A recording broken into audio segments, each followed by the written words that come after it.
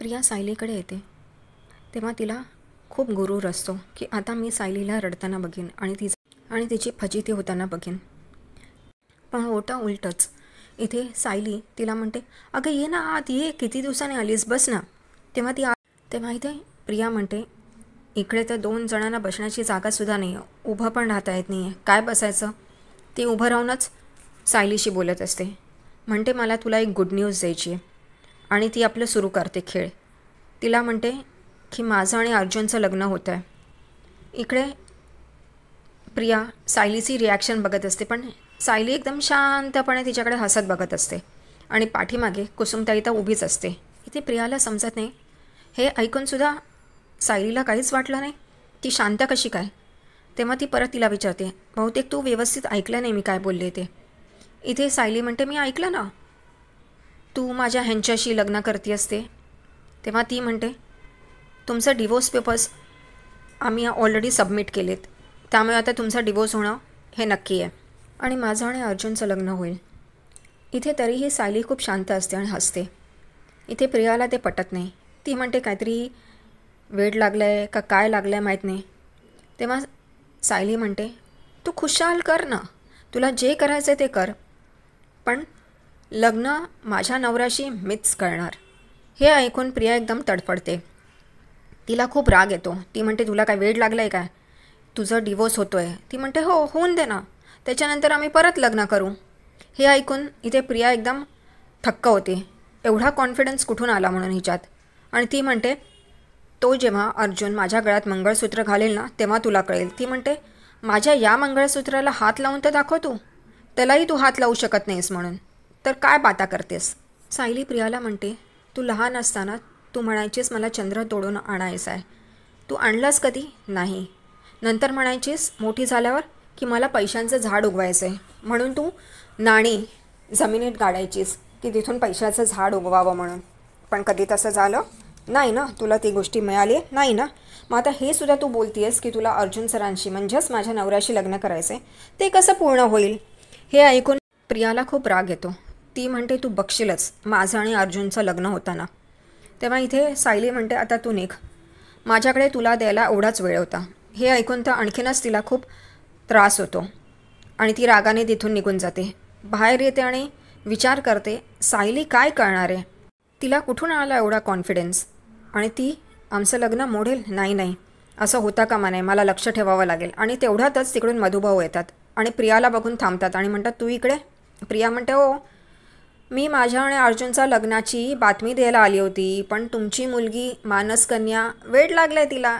इथे मधुभाऊंना धक्का बसतो हे ऐकून की अर्जुन आणि प्रियाचं लग्न होतं आहे आणि हे काय चाललं आहे म्हणून. आता सायलीचं काय म्हणून ते जेव्हा आत येतात तेव्हा सायली आणि कुसुमताई बोलत असतात. कुसुमताई सायलीला म्हणते, जेव्हा तिने तुमचे डिवोर्स पेपर सबमिट केलेत सांगितलं तेव्हा तर मी इथे एकदम डचकली, पण तू कशी शांत होतीस गं. तर इथे सायली म्हणते, काही नाही गं, तिला जे करायचे ते करून दे, मी आहे ना, मी बघून घेईन म्हणून. इकडे तेवढ्यातच मधुभाऊ आतमध्ये येतात. सायलीला खुश बघून ते एकदम आश्चर्यचकित होतात की हे ऐकून की प्रिया आणि अर्जुनचं लग्न होतं, ही एवढी खुश कशी. तेवढ्यातच सायलीचं लक्ष मधुभाऊंकडे जातं आणि ती म्हणते, मधुभाऊ तुम्ही.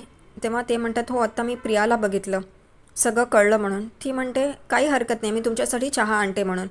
इकडे सायली चहा करायला आतमध्ये निघून जाते आणि मधुभाऊ कुसुमताईकडे बघतात आणि म्हणतात, काय. तर कुसुमताई हसते आणि म्हणते, काही नाही. इकडे दुसरीकडे अर्जुन सायलीची ओढणी घेऊन रडत असतो आणि मागच्या सगळ्या गोष्टी आठवत असतो. जसं बस स्टँडवर त्यांनी कसं सायलीला आय लव्ह यू म्हटलं होतं आणि कसं तो मधुभाऊंच्या पुढे ठामपणे उभा राहायला, त्यांना मनवायला आणि सायलीचं पण त्याच्यावर प्रेम आहे हे जाणून घ्यायला, आणि कसं सायलीने मग त्या गुंडांसमोरच त्याला आय लव्ह यू म्हटलं. त्या सगळ्या पुराण्या गोष्टी, जुन्या गोष्टी तो आठवत असतो. मूर्ख आहे, त्यापेक्षा तन्वीचं सत्य घरातल्यांसमोर आणायचं आणि हे लग्न आपोआपच मोडेल हे तर काय हा बघतच नाही, मूर्ख माणूस. इकडे घरचे सगळेच आनंदात असतात. खालती सगळेजणच तयारी करत असतात की लग्नाला काय काय करायचं आहे काय नाही. आणि तेवढ्यातच तिकडे रविराज आणि प्रतिमा येतात आणि हे सगळेजण खुश होतात की रविराज आणि प्रतिमा पण आले तिकडे आणि त्यांचं स्वागत करतात. इथे रविराज पूर्ण आईला म्हणतात की तुम्ही आम्हाला बोलवलं होतं, काहीतरी तुम्हाला बोलायचं आहे. ती म्हणते, हो. तेवढ्यातच प्रतिमा विचारते तन्वी कुठे आहे. तेव्हा अस्मिता म्हणते ती तिच्या कोणत्या तरी मैत्रिणीकडे गेली आहे. इकडे रविराज म्हणतो की हे सगळं ठरवण्याच्या आधी किंवा काही बोलण्याच्या आधी मला अर्जुनशी बोलायचं आहे.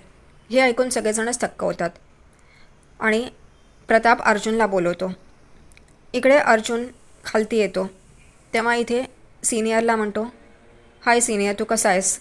तेव्हा इथे पूर्णा आजी अर्जुनला म्हणते, आता अरे तुरे नाही, आता तो तुझा सिनियर नाही, सासरे बुवा आहेत, त्यामुळे आहो जाऊ कर.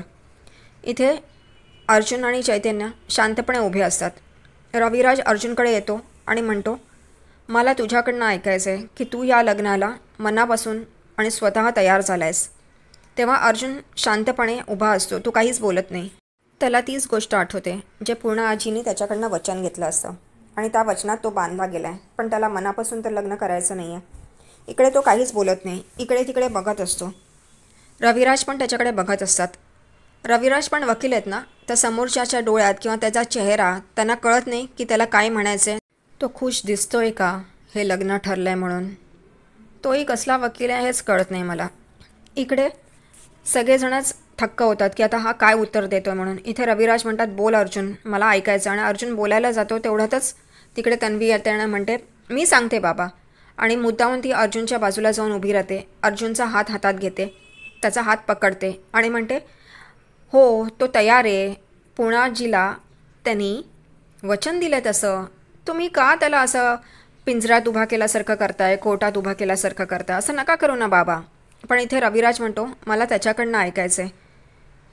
तर इथे पूर्णा आजीकडे बघतो आणि म्हणतो, हो मी पूर्णा आजीला जे वचन दिलं आहे ते मी पाळीन. आणि शांत उभा राहतो. इथे रविराज आपल्या जागेवर जाऊन बसतात आणि सगळेजणच आपापली बोलणी सुरू करतात की मी हे काम करीन, मी ते काम करीन. अस्मिता तर काय, मला 7 ड्रेसेस हवे आहेत सगळ्या फंक्शनसाठी, मेहंदी, हळद, हे ते चालू होतं तिचं. प्रताप म्हणतो, मी हॉल आणि कॅटर्सचं बघतो. इथे रविराज म्हणतो, आमच्यासाठी पण काही कामं ठेवा की करायला. तेव्हा तो म्हणतो, नाही तुम्ही आराम करायचा, सगळी कामं आम्ही करू म्हणून. इकडे सगळेजण खुश असतात आणि चैतन्य आणि अर्जुन शांतपणे तिकडे असतात. ते काहीच बोलत नाहीत. तेव्हा प्रताप चैतन्याला म्हणतो, अरे तू काही कामं करणार आहेस की नाही. तर तो फक्त बघत असतो, तो काहीच उत्तर देत नाही. इकडे दुसरीकडे सायली इथे आपलं काम करत असते किचनमध्ये. तेवढ्यातच कुसुमताई तिकडे येते आणि तिला म्हणते, अगं पण तू काय करणार आहेस, तुमचे डिवोर्स पेपर्स सबमिट केले आहेस, मग तू काय करणार आहेस, कसं करणार आहेस, हे कसं लग्न थांबवणार आहेस आणि तू कसं लग्न करणार आहेस, मला काहीच कळत नाही आहे, मला खूप टेन्शन आलं आहे. इथे सायली म्हणते, कुसुमताई तू टेन्शन का घेतेस, मी आहे ना.